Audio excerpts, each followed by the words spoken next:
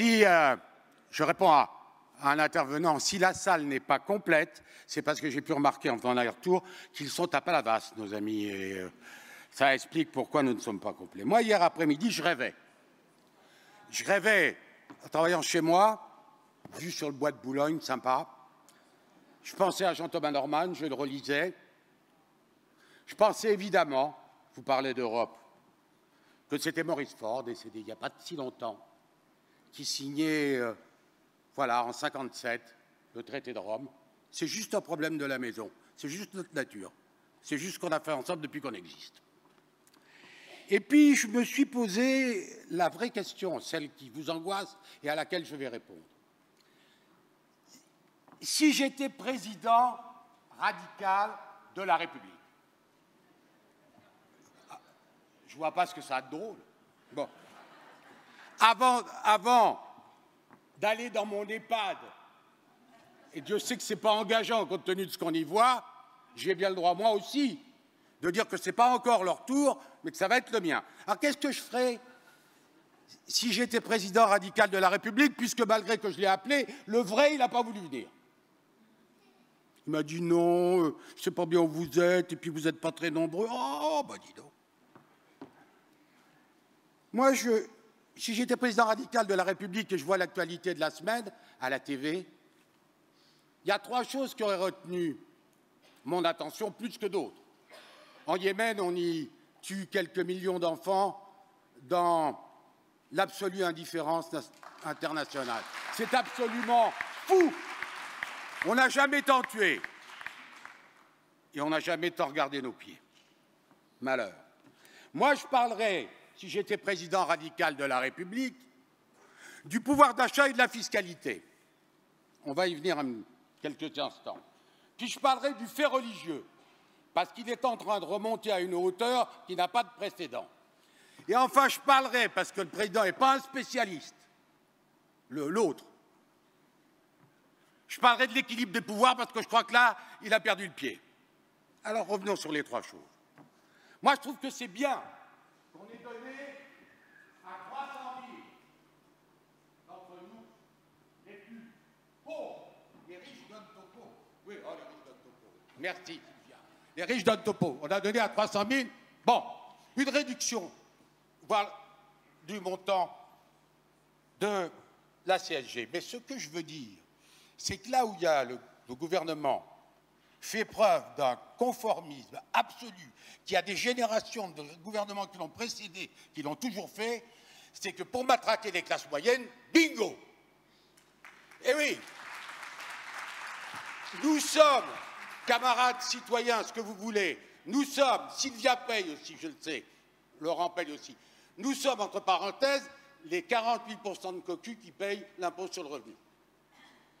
Et si on calcule avec la CSG, moi j'ai calculé, il ne faut pas parler de ce qu'on ne sait pas.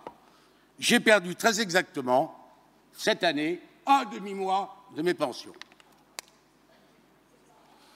Il faut que le gouvernement et le chef de l'État arrêtent de parler des riches et des pauvres et qu'ils regardent un peu la partie de la nation la plus importante, celle qui fait circuler l'économie, celle qui bouge, celle qui travaille et celle qui n'est pas riche, parce que celle-là, on n'arrête pas de la plomber et qu'il n'y a pas de changement avec Macron, c'est comme tous les autres avant. Et le fait religieux, il y a le président, attendez, parce que ça touche les musulmans profonds, mais alors, il y a le président, vous l'avez vu, des obstétriciens gynécologues, qui a déclaré, le mec,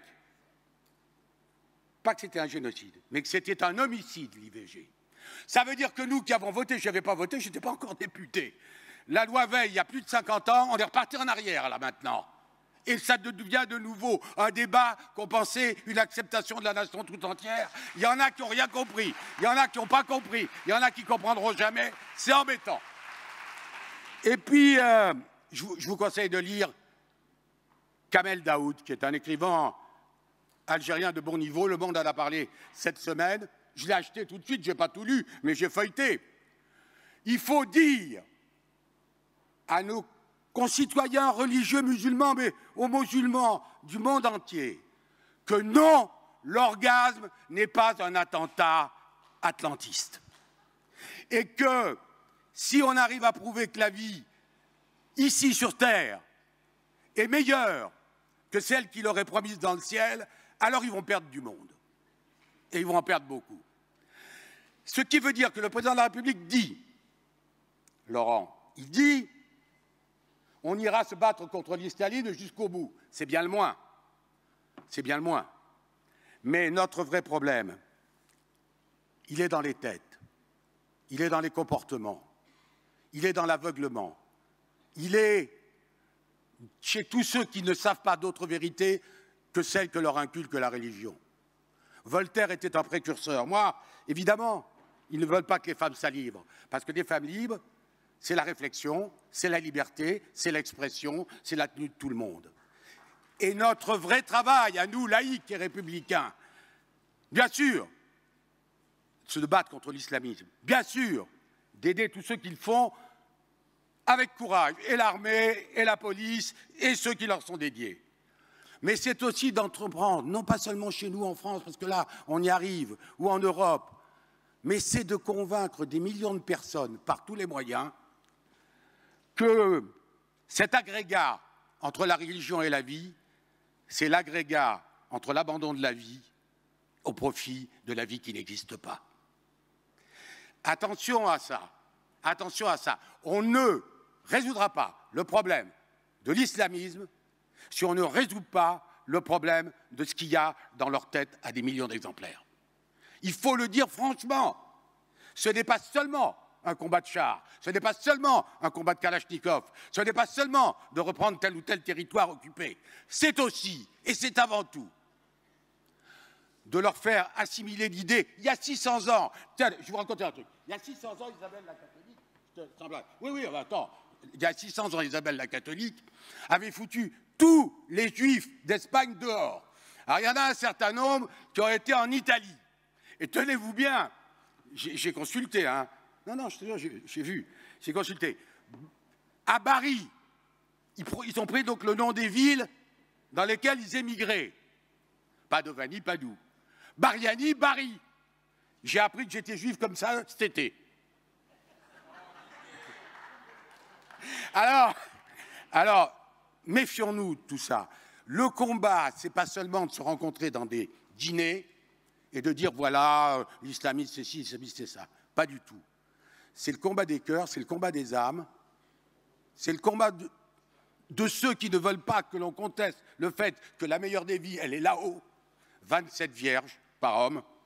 Ça représente d'ailleurs quand même un sérieux investissement.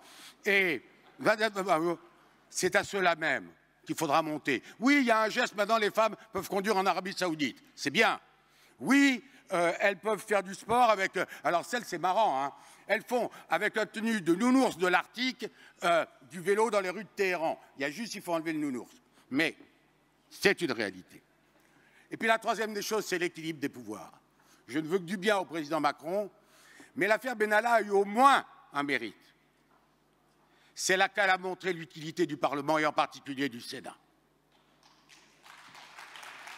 Et que cette agitation qui consiste à dire que la vertu des vertus, c'est de réduire le nombre de parlementaires, que vous soyez 275, 408 comme il paraît, ou 576, si l'exécutif ne joue pas le jeu de la transparence et de l'échange des responsabilités, vous serez 200, vous ne serez pas plus efficace.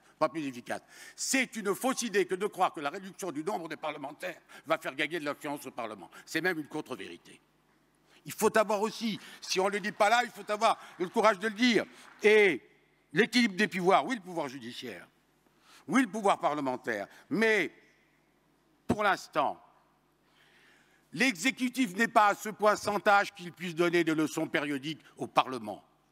Je n'aime pas qu'un ministre appelle les parlementaires pour leur dire attention, quel qu'il soit. Je ne suis pas contre M. Macron, j'ai voté 2 fois pour lui, je me suis croisé les doigts, j'ai voté 2 fois pour lui, donc tout va bien. Mais attention, sur l'équilibre de pouvoir, ils font fausse route, ils n'ont pas l'expérience de cette maison, ils n'ont pas la connaissance de cette maison, ils ont, allez, l'enthousiasme des convertis et ça mène à un État qui est de nouveau déséquilibré. On croyait qu'avec le gaullisme, c'était la fin de cet État. Pas du tout. C'est une maladie qui nous reprend. Il faut que les pouvoirs soient équilibrés, puissent se contredire, puissent se confronter, puissent échanger, puissent s'opposer. Là, Alain Chartier, Alain, le citoyen face au pouvoir. C'est la tradition de cette maison. Le pouvoir a toujours tendance à en abuser. Et le radicalisme, c'est le citoyen face au pouvoir. Si on perd cette donnée des choses, alors la République régressera. Sur ce, je vous souhaite un bon dîner, une bonne fin d'après-midi.